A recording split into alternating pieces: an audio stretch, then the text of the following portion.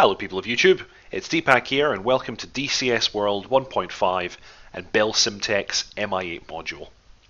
Now we have a little add-on installed today, a little something extra in the cockpit which you've probably already noticed. It's the NS430, also from Belsimtek, and it's their interpretation of the Garmin GNS 430 receiver. Now this, in the real world, this is a device which implements a comm radio, a nav radio, a GPS receiver, and some other bits and bobs of functionality, such as the ability to generate a flight plan and so on. So this is just a very quick first look at it. I'm not going to go into any great detail. I've used these units in real life a little bit, but so I'm somewhat familiar with them, but I don't know all of the advanced functionality. It does have a lot of modes and things that it can do, but I'm going to show you the basics today and give you a little feel for it, so that you can determine yourself if it's something that you're interested in. So very first thing I'm going to do is show you how to basically power it up. If you want to have a quick look at it without having to actually do a full startup, these are the minimum steps that you need to follow. So I'm on the pilot navigator side just now, and if I go up to the right hand panel and I turn on the battery and then go to the overhead circuit breaker panel, and I'll just turn on all the normal circuit breakers here. At this stage, if I look down, I should have the message on the screen of the device: turn on power/comm volume knob to power on the unit. So I actually have ground power just now as well, so I'm going to turn on the ground power so that during this demonstration we don't lose power. Actually, I'm going to turn off the AC external power because it's a bit noisy and irritating. So with that done, it's now ready for us to power the unit on. Now this device, most of the rotators support mouse wheel, so if you want to turn on the comm power, you can just move your cursor over it and turn the mouse wheel up and down. Initially it'll say loading with a flashing OK. You press enter to get past that. Now in the real unit it would go through a self-test of its connection to the HSI. This aircraft doesn't really have an HSI, so yeah, I'm looking around to see if there's anywhere where this would actually output. I'm going to jump over to the pilot commander side.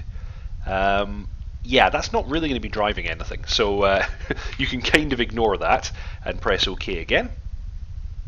It picks up the GPS satellites, and then you're here at the main display, which is a moving map. Now it's got a flashing message coming up, so just now we can clear that by pressing the message key, and it's simply a message letting you know that the device is ready for use. So we can actually press clear, and that will clear that message. So I'm just going to very quickly go over the interface. You have the radio tuning here on the left hand side, so you've got the flip-flop for the comm radio, and you can tune the comm radio using the outer rotator here for the digits, and for the decimals you're turning the inner rotator. Now if you left click on that knob, just like actually on the real Garmin, it's going to switch to tuning the VOR, the nav radio, and then this works in the same way with its own corresponding flip-flop. Now depending on the type of aircraft, this is going to operate differently. Just now they've only implemented this for the Mi8. I have seen pictures of it fitted to the L39 as well, which would make sense.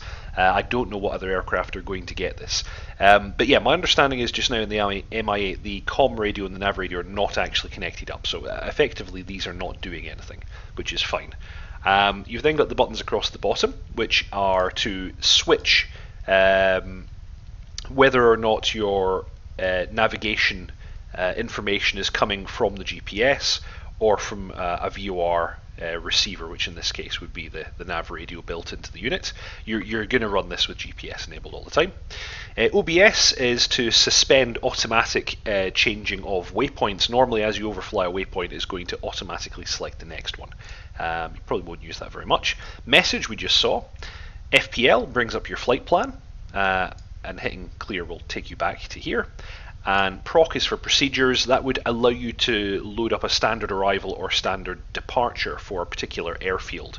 I'm not actually sure if that is modeled. It would be kind of cool if it was, But this is really a feature that you're going to use in like an airliner or something like that. It's not so applicable to something like the Mi8. But yeah, if I select an approach, yeah, choose this airfield. Yeah, it doesn't actually have any approaches, so that's fine. We're not really massively interested in features like that anyway. So the main interface actually is this right-hand side here. You've got your range up and down buttons, which are primarily used on the moving map and some of the other displays. You have your direct to button, which will just create an immediate kind of single waypoint flight plan. It's just for very, very simple, take me straight to such and such place.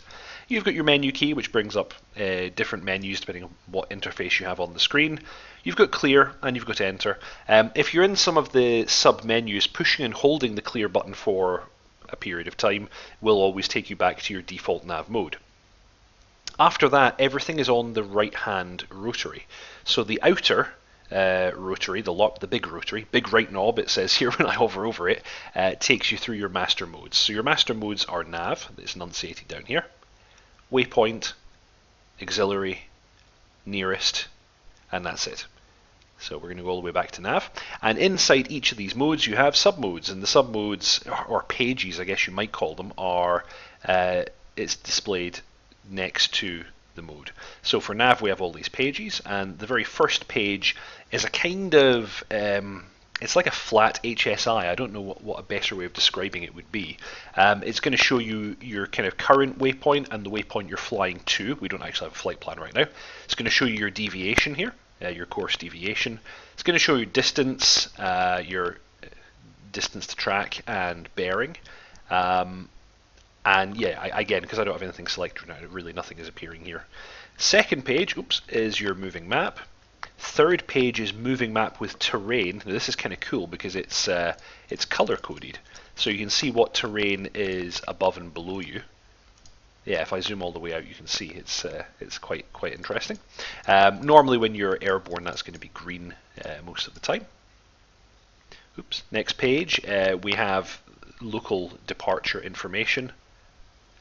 This is a sort of standalone navigational mode. So this is just going to show you your compass, track angle, altitude, GPS position, and time as derived from the GPS satellites.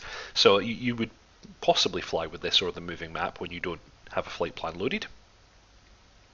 Yep, we've got here your GPS constellation. You can see what satellites you've got and the signal levels. This is all, of course, just fake. In the simulation, you're always getting a perfect signal, I would imagine. And you've got your vertical navigation on the final nav page. So I'm just going to bring it back to here. If we go to the next mode, you've got your waypoints. So it's got nearby airports.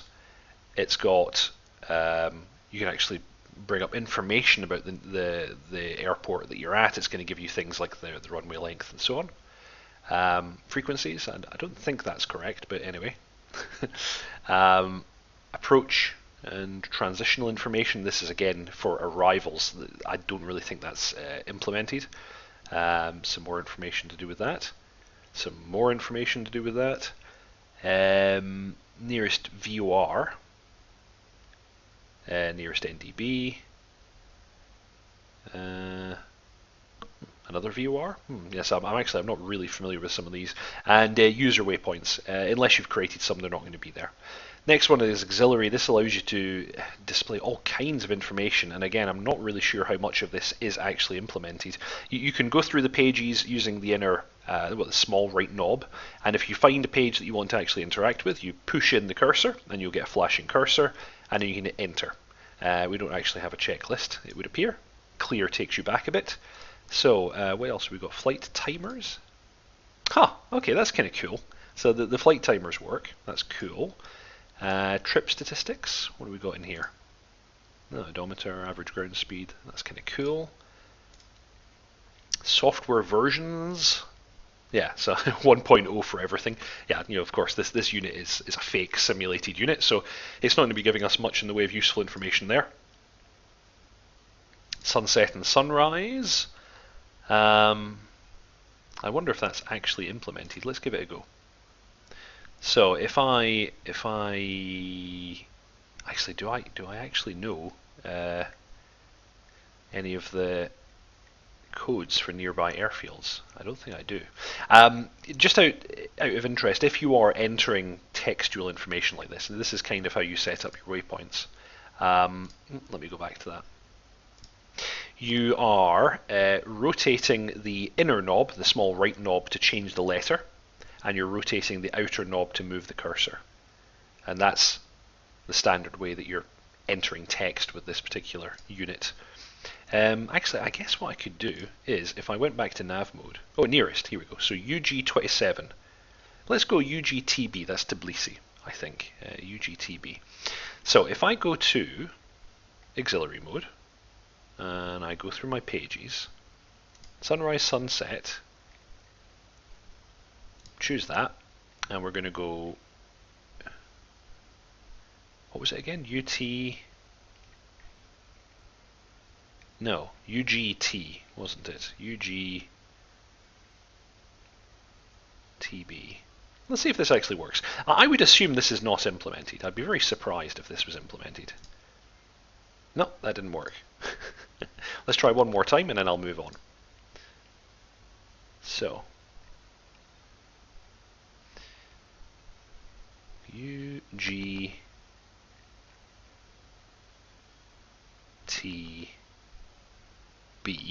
enter. Yeah, it's actually not finding this at all. It is finding some locations. Let's just choose one of these at random. So let's choose Kaisel. Enter. Enter to accept. Yeah, this doesn't look like it's working. It's displaying all kinds of weird stuff. Okay, so let's forget about that. So after auxiliary, oops, we'll clear. You've got nearest. This is going to give you information on all of the nearest things. So the first page is nearest airports. Then we've got intersections. This would be with intersections on airways. Nearest NDBs, nearest VORs. I don't think this is fully populated because there are more VORs than this on the map, but anyway. User waypoints, we don't have any of those. ARTCC, I think this is basically ATC information with frequencies. Yeah, this is flight information services, I think. And airspace. So that kind of information is not in this unit. And that's it. That's us gone through all the main modes. So yeah, nav, waypoint, auxiliary, and nearest. You have this quick access key here for flight plan that will take you directly to your flight plan. You can make a flight plan using this fairly easily. We're not going to bother demonstrating that just now because, like I said, I'm not super familiar with this unit, but I can see the basics of it. And of course, you get your direct to as well. So say we wanted to go direct to, it does auto completion as well, which is good. Say I wanted to go direct to Tbilisi. So let's go UGTB, I think it was. And it's auto-completing to TB, but anyway, I'll enter the full thing. Hit enter. Are we happy with that? Do we want to activate it? Yes. Hit enter again, and there we go. Current position to Tbilisi gives me a distance, my track, and my bearing. So that's fairly easy to understand. And actually, if I was to flip this to the next page now, it's going to draw a line on the map showing me the way to that particular airfield. I've got this magenta line that we would follow. So that's pretty much it. If I look at waypoint mode, it should give me, yeah, here we go, information about my current location as well. And flight plan. Yeah, that's the summary of our flight plan. Okay, so yeah, like I said, this was very, very quick, very simple overview of the unit. Should help people who might be interested in purchasing it, see if it's something that they're interested in. And that's pretty much it. Oh, and last thing would be how to power off the unit. If you turn the comm volume all the way down to the bottom, it gives you this warning. And if you don't do anything, it's then going to power down. And you're back to that main screen. Okay, so I hope you all enjoyed that, and I'll see you next time.